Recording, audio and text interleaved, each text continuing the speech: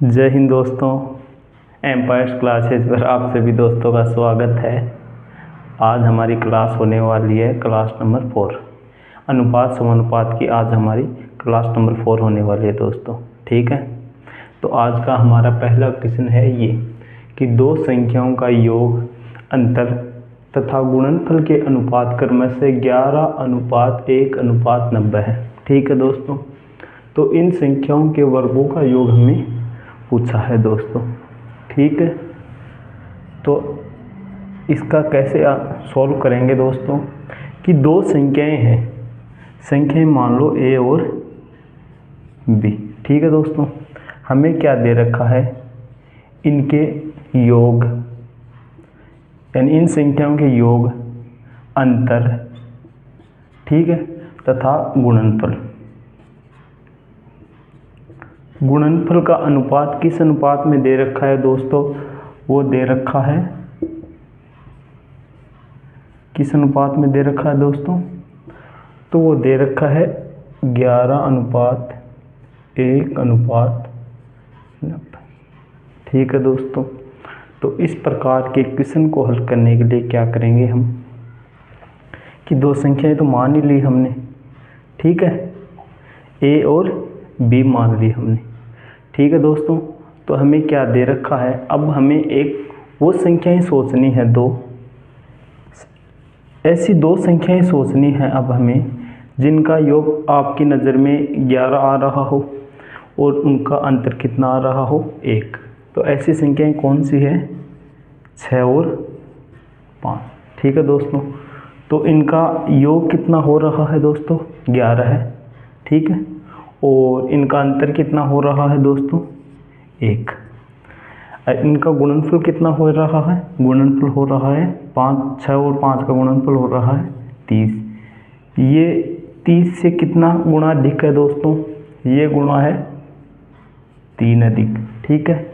तो अब इस 3 से हम इनको गुणा कर देंगे, 6 और 5 को, ठीक है दोस्तों।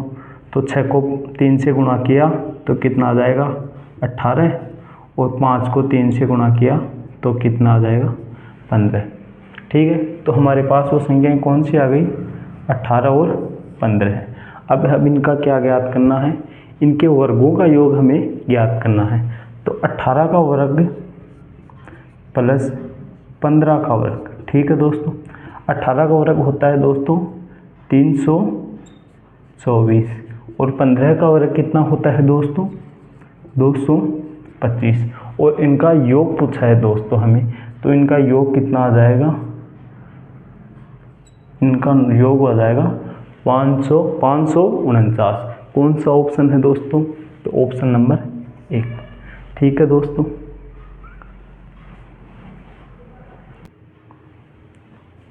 ये है हमारा अगला क्वेश्चन दोस्तों, ठीक है। ये भी क्वेश्चन पिछले क्वेश्चन के आधार पर ही है दोस्तों।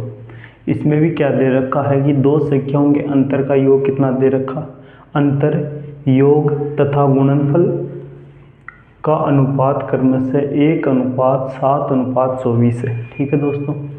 इन संख्याओं के वर्गों का योग ज्ञात करना, ठीक है दोस्तों। तो पिछले क्वेश्चन की तरह ही मान लेंगे कि वो संख्याएं a और b है, ठीक है। उनके क्या दे रखा है, उनके अंतर, ठीक है, और उनके योग और उनके गुणनफल का अनुपात है, वो हमें कितना दे रखा है दोस्तों, वो दे रखा है हमको 1:7:24। इस प्रकार हमें अनुपात दे रखा। पहला मेथड तो हमने बताया था कि ऐसी कोई संख्या देखो, ऐसी कोई दो संख्याएं देखो जिनका अंतर कितना आ रहा हो, 1, और जिनका योग कितना आ रहा हो, 7। ऐसी एक संख्या तो हो जाएगी 4, एक संख्या हो जाएगी कितनी, 3, ठीक है दोस्तों। ऐसी जिनका अंतर कितना आ रहा है, 1, 4 और 3 का अंतर कितना आ रहा है, 1, और इनका योग कितना आ रहा है दोस्तों, तो ये 7 आ रहा है, ठीक है दोस्तों। इनका योग भी कितना आ रहा है, 7 आ रहा है, अब इनका गुणनफल कीजिए दोस्तों। 3 और 4 और 3 का गुणनफल कितना होता है दोस्तों? वो होता है 12। अब चेक करिए कि ये 12 है, इस 24 से कितना या अब देखिए कि ये 24 इस 12 से कितना गुना अधिक है, तो ये 2 गुना अधिक है। ठीक है दोस्तों, अब इस 2 गुना अधिक है तो प्रत्येक संख्या दो गुनी हो जाएगी। यहाँ से 4 का 2 गुना कितना हो जाएगा? 8, और 3 का 2 गुना कितना हो जाएगा दोस्तों? 6। देखिए अभी भी वो इसी कंडीशन को फॉलो कर रहे हैं। नहीं दोस्तों, कहाँ गड़बड़ हो गई है हमसे कि 2 संख्याओं के अंतर हमें दे रखा है। ठीक है, और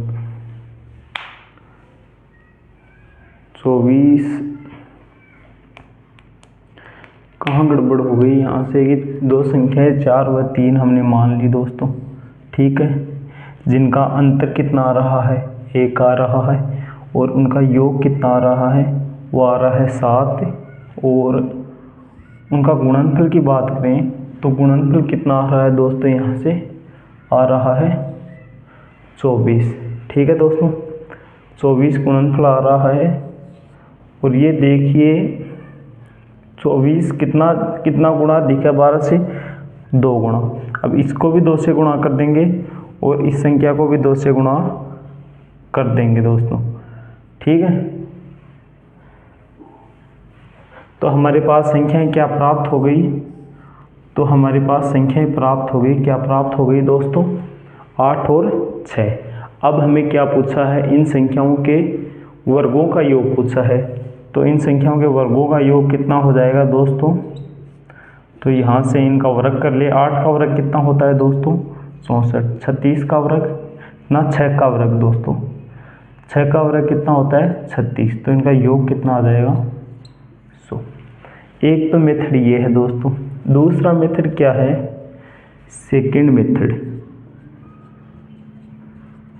सेकंड मेथड की बात करें तो दोस्तों सेकंड मेथड क्या है? हमें दे रखा है कोई 2 संख्याएं हैं। ठीक है, उनका हमें अंतर दे रखा है। अंतर कितना है दोस्तों? यहाँ से अनुपात से देखिए, अंतर कितना है? 1। ठीक है दोस्तों, ठीक है, तो इसको क्या मान लेंगे? इसको कैसे गुणा कर देंगे या अक्स से गुणा कर देंगे, जिससे भी चाहो आप गुणा कर सकते हो। ठीक है, तो इसका मतलब क्या हो गया? के a प्लस बी, उसका कितना मान दे रखा है? 7। तो ये 7 क्या हो जाएगा? इसे भी कैसे गुणा कर देंगे? तो 7 के। तो यहाँ से देखिए दोस्तों, जब इन दोनों को जोड़ेंगे तो क्या हो जाएगा? b से b गया, a रे 2a बराबर के प्लस 7k, तो 8k हो जाएगा यहाँ से दोस्तों। ठीक है, तो यहाँ से a का मान आया, वो कितना आया? 4k दोस्तों। ठीक है, 4k यहाँ से हमें a का मान आ रहा है। और ठीक है, और फिर ज्ञात कर लेंगे हम यहाँ से b का मान। तो यहाँ से b का मान कितना आ जाएगा दोस्तों? वो आ जाएगा हमारे पास 3k। ठीक है दोस्तों, अब हमें क्या दे रखा है कि इनका गुणनफल दे रखा है दोस्तों, यानी कि 4k इंटू 3k का गुणनफल दे रखा है, वो है 24 दे रखा है दोस्तों। ठीक है, 24 इसके भी लगा देंगे के, क्योंकि इनको सभी को कैसे गुणा करना था। ठीक है, तो ये कितना हो जाएगा? ये 1 कैसे 1 के गया। ठीक है दोस्तों, तो ये 4 इंटू 3 तो कितना हो जाएगा? 12। फिर यहाँ से k का मान निकाल लेंगे तो कितना आ जाएगा? 2। तो इस प्रकार हमें वो संख्याएं कौन सी प्राप्त हो गई? वो संख्याएं प्राप्त हो जाएंगी। फर्स्ट संख्या क्या हो जाएगी? यहाँ से फर्स्ट संख्या का मान कितना था? 4k। तो k का मान यहाँ रखेंगे दोस्तों, तो कितना हो जाएगा? 4 इंटू 2 बराबर 8। और b का मान कितना आ जाएगा दोस्तों? यहाँ से b का मान आ जाएगा 3 इंटू 2 बराबर 6। अब इनका वर्गों का योग कर लेंगे हम। ठीक है, इनके वर्ग कितने होते हैं? 64। इनका वर्ग कितना होता है? 36। तो इस प्रकार आंसर कितना आ गया? 100। लेकिन जो फर्स्ट मेथड है ये बहुत ही शानदार मेथड है, आप इसी का यूज़ करिए, ये टाइम बचाएगा आपको दोस्तों। आपको ऐसी संख्या, दो संख्याएं माननी है जिनका अंतर कितना आ रहा है दोस्तों, 1 आए, और उनका जो योग है वो कितना है, 7 आए। तो हमने ऐसी दो संख्याएं मान ली, 4 और 3, ठीक है दोस्तों। फिर इनका गुणनफल किया तो कितना आ रहा है, 12। अब देखना है जो हमें दिया गया है 24 गुणनफल दिया गया है, वो देखना है 12 से कितना गुणा अधिक है, वो है 2 गुना। अब इस 2 को हमने जो संख्याएं मानी थी 4 और 3 उससे गुणा करना है, उससे गुणा करने पर हमें वो संख्याएं प्राप्त हो जाएंगी। तो इस प्रकार हमारे पास 8 व 6 दो संख्याएं प्राप्त हो गई है दोस्तों, ठीक है।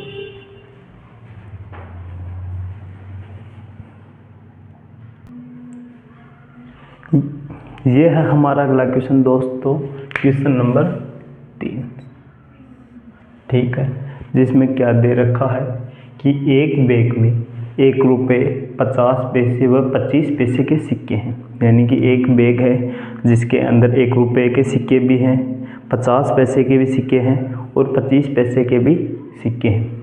वह उनकी कीमत का अनुपात दे रखा है। वो कीमत का अनुपात कितना दे रखा है, यानी कि 3:11:7।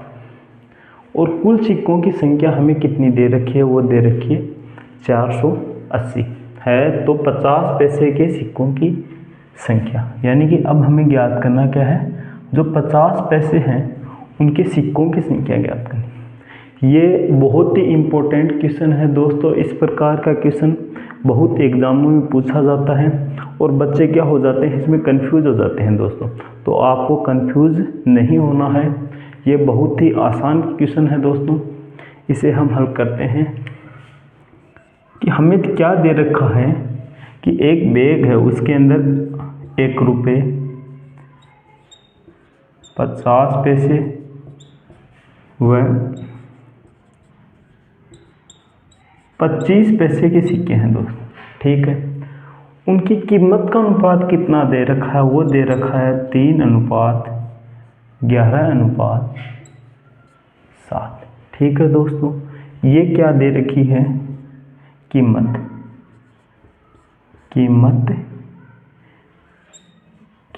का अनुपात दे रखा, ये हमें कीमत का अनुपात दे रखा है दोस्तों, ठीक है। तो हमें 50 पैसे की और हमें क्या दे रखी है, तो कुल सिक्कों की संख्या है वो दे रखी है 480।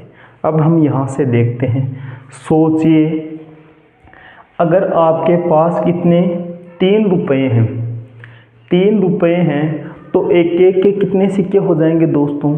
अगर आपके पास 3 रुपये हैं और उनको एक एक रुपये के सिक्कों में बांटना हो तो सिक्कों की संख्या क्या होगी, 3 होगी दोस्तों, ठीक है। और सोचिए कि अगर आपके पास कितने रुपए हैं, 11 रुपये हैं और उनको कितने 50 पैसे के सिक्कों में बांटना है, यानी कि आपके पास कितने रुपए हैं दोस्तों, 11 रुपये हैं और आपको क्या करना है, अब उनको 50 पैसे के सिक्कों में बांटना है। तो 1 रुपये में कितने सिक्के बनेंगे, 1 रुपये में 2 सिक्के बनेंगे दोस्तों। तो 11 रुपये में कितने सिक्के बन जाएंगे, तो बन जाएंगे 22, ठीक है दोस्तों। और यहाँ से देखिए कि सोचिए आपके पास 7 रुपये हैं, कितने रुपए हैं आपके पास, 7 रुपये, और उनको किस में बांटना है, 25 पैसों के सिक्कों में बांटना है दोस्तों।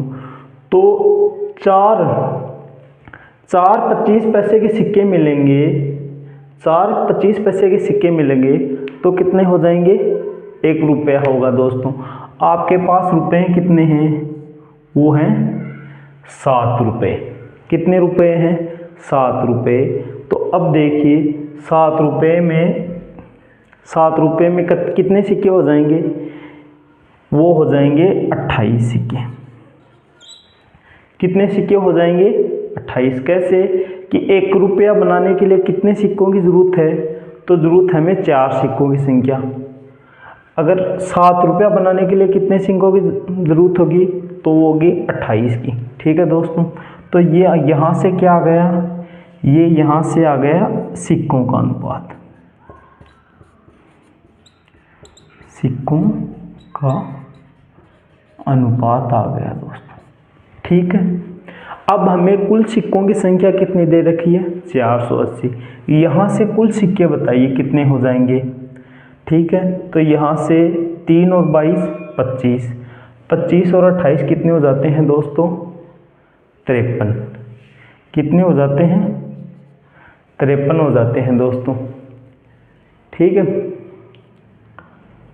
53 हो जाते हैं। तो 50 पैसे के सिक्कों की संख्या ज्ञात करनी है हमें।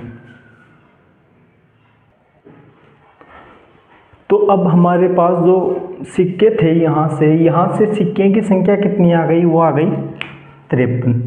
वैसे सिक्कों की संख्या कितनी है? 480। कैलकुलेशन आसान बनाने के लिए दोस्तों आप यहाँ पर कितना कर लीजिए, यानी कि 1060 कर लीजिए आप यहाँ पर। ठीक है दोस्तों, आप यहाँ पर कितने कर ले? 1060। तो अब ये 53 किसके बराबर है? 1060। सिक्कों की कुल संख्या कितनी है? 1060। ठीक है दोस्तों, तो यहाँ से 1 यूनिट का मान निकालेंगे तो वो कितना आ जाएगा? वो आ जाएगा हमारे पास 20। ठीक है दोस्तों, कितना आ गया? 20 आ गया। अब हमें क्या पूछा है कि 50 पैसे के सिक्कों की संख्या ज्ञात करनी है। 50 पैसे के सिक्के ये रहे हैं 11। अब 11 को किससे मल्टीप्लाई कर देंगे? 20 से। 1 यूनिट का मान 20 है, तो 11 यूनिट का मान कितना हो जाएगा? इसको 20 से मल्टीप्लाई किया तो कितना आ जाएगा? 220। ठीक है दोस्तों,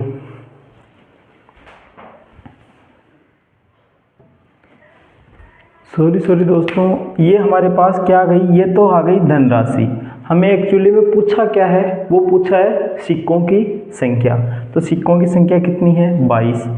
1 यूनिट का मान 20 है, तो 22 यूनिट का मान कितना हो जाएगा दोस्तों? वो हो जाएगा 444। इस प्रकार आंसर कितना आ जाएगा? 444 दोस्तों। ठीक है दोस्तों,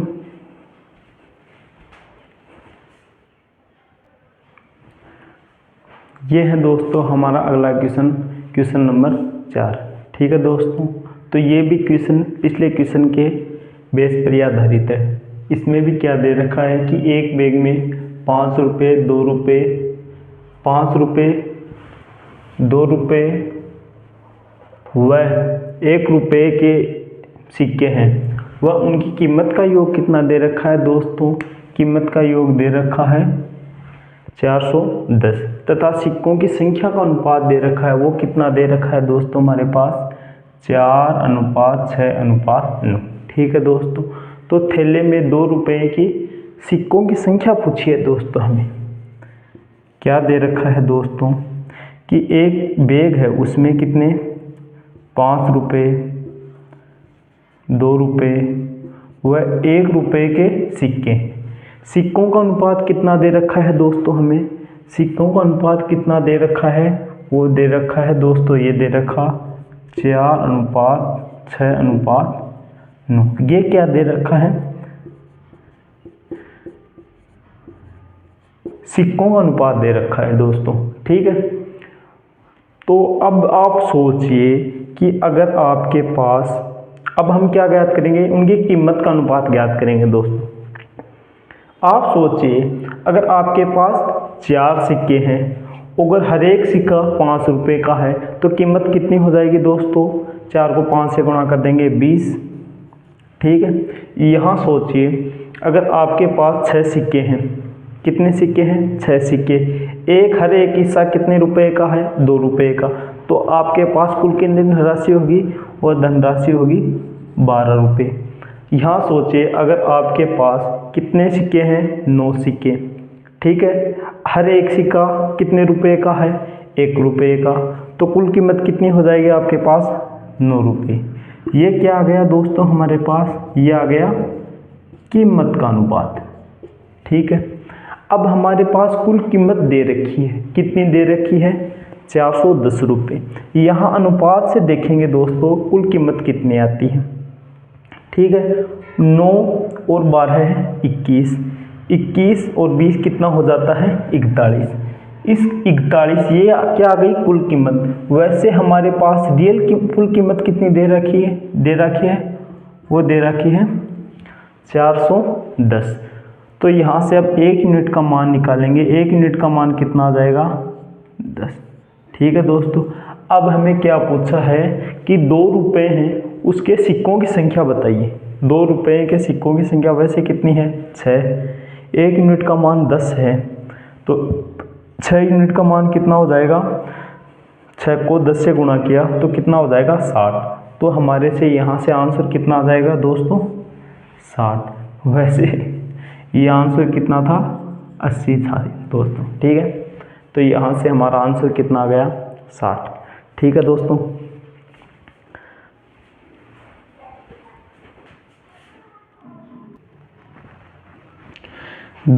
ये है हमारा क्वेश्चन नंबर 5। 900 दे रखा है दोस्तों, यहाँ पर कितना दे रखा है 900। ठीक है, तो क्या दे रखा है क्वेश्चन के अंदर कि ए और बी की आय का अनुपात कितना दे रखा है 3:2। ठीक है, वह खर्च का, इनके खर्च का अनुपात कितना दे रखा है 4:3। अगर वे क्रमशः 2000 रुपये और 900 रुपये की बचत करते हैं तो उनकी आय ज्ञात करो। ठीक है दोस्तों, हमारा क्वेश्चन क्या है, हमारा क्वेश्चन ये है कि वो अगर 2000 रुपये और 900 रुपये की बचत करते हैं तो उनकी आय ज्ञात करनी है दोस्तों। ठीक है, कैसे ज्ञात करेंगे, तो एक फॉर्मूला है दोस्तों, आय बराबर क्या होता है बचत प्लस व्यय, या क्या कह सकते हैं आय माइनस बचत बराबर व्यय। यही है, यही फॉर्मूला हम यहाँ पर काम लेने वाले हैं दोस्तों। ठीक है, यही फॉर्मूला हम यहाँ पर काम लेने वाले हैं। तो हमें क्या दे रखा है, आय कितनी दे रखी है 3, अरे जो आय कितनी दे रखी है 3 और 2, इनको 3 अक्ष मान लो, इसको 2 अक्ष मान लो। अब इसमें से खर्च को घटा देंगे हम, ना बचत को घटा देंगे। बचत पहले की बचत, एक की बचत कितनी थी 2000 रुपये, इसको घटा देंगे।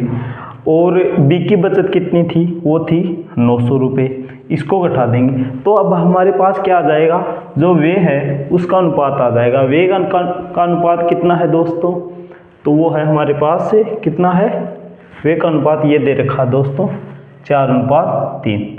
अब यहाँ से हम सोल्व कर लेंगे दोस्तों, 3 को इधर गुणा कर लेंगे और इनको इधर ले जाएंगे। ठीक है, तो ये आ जाएगा 9 अक्ष 6000 बराबर 8 अक्ष माइनस का 3600। ठीक है दोस्तों, यहाँ से आ जाएगा अक्ष बराबर कितना आ जाएगा दोस्तों, यहाँ से आ जाएगा 2400 रुपये। ठीक है दोस्तों, 2400 रुपये आ रहा है। अब उनकी आय बतानी है दोस्तों, दोनों की, ए और बी की दोनों की आय बतानी है। अक्ष का मान रख देंगे दोस्तों, यहाँ पर आय कितनी थी उनकी 3/2, अर्थात 3 अक्ष बटा 2 अक्ष आय थी सर उनकी। तो अब यहाँ पर 3 से 2400 को 3 से गुणा करेंगे तो एक की आय कितनी आ जाएगी दोस्तों, वो आ जाएगी 7200 रुपये। और बी की आय कितनी आ जाएगी, इसको 2400 से गुणा करेंगे तो बी की आय कितनी आ जाएगी, वो आ जाएगी 4800 रुपये। ठीक है दोस्तों, तो ऐसे हमारा कौन सा ऑप्शन सही हो जाएगा, 7200 और 4800, ऑप्शन नंबर 3। ठीक है, एक और इसका शॉर्ट ट्रिक है, वो क्या है, वो दोस्तों देखिए, शॉर्ट ट्रिक देखिए इसकी शॉर्ट ट्रिक क्या है दोस्तों, वो है हमारे पास ए और बी है, उनकी आय का अनुपात 3:2 दे रखा है। ये क्या है आय का, व्यय का अनुपात कितना दे रखा है 4:3 दे रखा है। ये क्या दे रखा है व्यय का अनुपात। ठीक है, बचत कितनी है दोस्तों इनकी, तो बचत है 2000 रुपये व 900। ठीक है, अब हम क्या करेंगे, 3 को इससे गुणा करेंगे। ठीक है, 3 को 3 से गुणा किया, कितना आया 9। अरे 3 को इधर गुणा करेंगे, 3 को 2000 से गुणा किया तो कितना आया 6000 रुपये। ठीक है, अब हम क्या करेंगे, 4 को इधर गुणा करेंगे, 4 को 2 से गुणा किया कितना आया 8, और 4 को 900 से गुणा करेंगे, तो 4 को 900 से गुणा किया तो कितना आया 3600। अब यहाँ से देखिए दोस्तों, ए है वो कितना ज़्यादा है बी से, वो 1 ज़्यादा है दोस्तों, ठीक है। यहाँ से देखिए अब ए है वो बी से कितना ज़्यादा है, वो ज़्यादा है कितना 2400 रुपये, ठीक है। तो यहाँ से हम देख लेते हैं इस एक की वैल्यू कितनी आ रही है, एक की वैल्यू कितनी आ रही है दोस्तों, वो आ रही है 2400 रुपये, और बी की एक्चुअल वैल्यू कितनी थी 3, तो 3 की वैल्यू कितनी हो जाएगी दोस्तों, 2400 से गुणा करेंगे तो कितनी हो जाएगी 7200, और जो बी की एक्चुअल वैल्यू थी 2, एक की वैल्यू का मान 1 यूनिट का मान 2400 है, तो 2 यूनिट का मान कितना हो जाएगा 4800, ठीक है दोस्तों।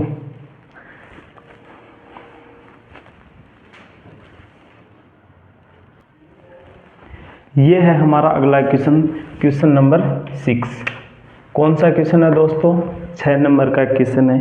ये भी क्वेश्चन पिछले क्वेश्चन की तरह है, उसी आधार पर ये भी क्वेश्चन है। इसमें भी क्या दे रखा है, ए और बी की आय का अनुपात कितना दे रखा है दोस्तों, 3:4 दे रखा है। वो उनके खर्चे का अनुपात कितना दे रखा है, 2:3। अगर वे प्रत्येक 2000 रुपये की बचत करते हैं तो बी की आय बताओ दोस्तों, ठीक है दोस्तों। तो हम जो पिछले क्वेश्चन में जो सेकंड ट्रिक बताई थी, जो शॉर्ट ट्रिक बताई थी, उसी आधार पर करते हैं। ए और बी हैं, ठीक है। उनकी आय का अनुपात कितना दे रखा है दोस्तों, वो दे रखा है 3:4। ये क्या है, उनकी आय का अनुपात दे रखा है। खर्च का अनुपात कितना है 2:3। ये क्या आ गया उनका खर्च का अनुपात। वो बचत कितनी करते हैं, 2,000 रुपये की प्रत्येक बचत करता है दोस्तों, ठीक है। तो मैंने बताया था कि 3 को गुणा करो 3 से, कितना आ गया 9, फिर 3 को गुणा करो इस 2000 से, कितना आ गया दोस्तों, 3 को गुणा किया 2000 से तो कितना आ गया 6000 रुपये दोस्तों, ठीक है। फिर हम देखते हैं इसको 2 को गुणा करो कितने से 4 से, तो कितना आ गया 8, ठीक है दोस्तों। और इस 2 को गुणा करो कितने से 2000 से, तो यहाँ से कितना आ रहा है 4000 रुपये, ठीक है दोस्तों। आय का अनुपात 3:4 है, खर्च का अनुपात 2:3 है, और वो प्रत्येक 2000 रुपये की बचत करता है।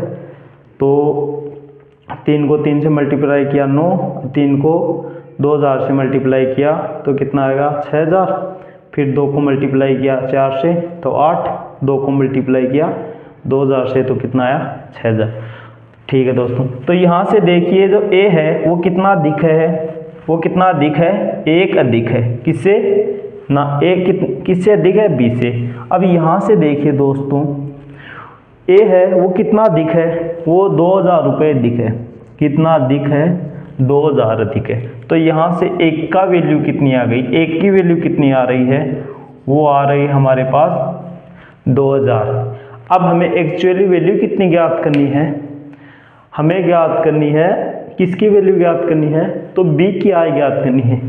बी की आय कितनी है 4 यूनिट, 1 यूनिट का मान हमारे पास 2000 आ गया, तो 4 यूनिट का मान कितना हो जाएगा दोस्तों, तो हो जाएगा 4000 रुपये। इस प्रकार कौन सा ऑप्शन सही हो जाएगा दोस्तों, तो ऑप्शन नंबर सी, ठीक है दोस्तों।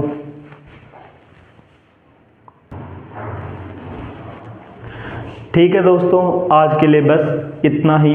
अगर हमारी क्लास अच्छी लगी हो तो लाइक सब्सक्राइब ज़रूर करें, ठीक है दोस्तों।